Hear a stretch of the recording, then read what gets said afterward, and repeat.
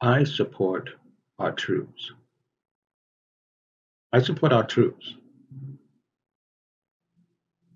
no matter where in the world. When our troops go into action,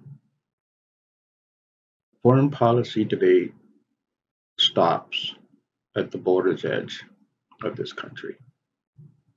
That is my policy. Once our troops are engaged, I support the troops. It doesn't matter that I may disagree with the policy prescriptions of the leading administration or the president, up to the point that our troops are involved. Even if I disagree with the policy, I will support our troops.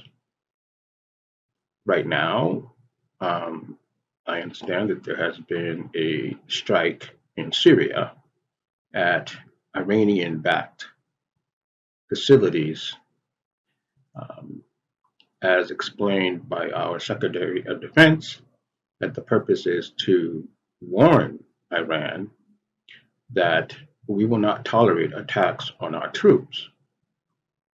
And that I totally support.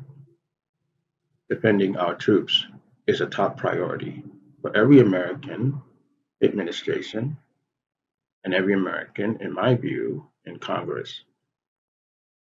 Debate over policy, however, is an entirely different matter. As long as our troops are not involved, my policy and how I would represent the 8th Congressional District revolves around the concept of neutrality and peace. And that is the policy I will advocate, so long as our troops are not involved. And frankly, I believe these Wilsonian interventions are not in America's interest. I believe in national defense. And national interest is rarely, in my view, a reason to engage in military action. Um, that's a very narrow path for me.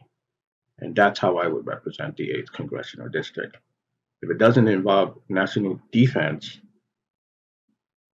our military shouldn't be engaged, not directly and not by paying other nations to engage in war. Funding their wars, funding their militaries, I don't agree with that. But once our troops are engaged, that's where I stand. I support our troops without question, unless they violate humanitarian law. In that case, of course, I expect our government to do what is right and to thoroughly investigate and to discipline appropriately any of our forces who violate humanitarian law or American law. That's where I stand.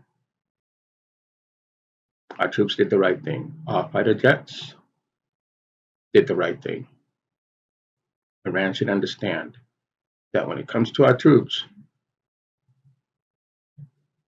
don't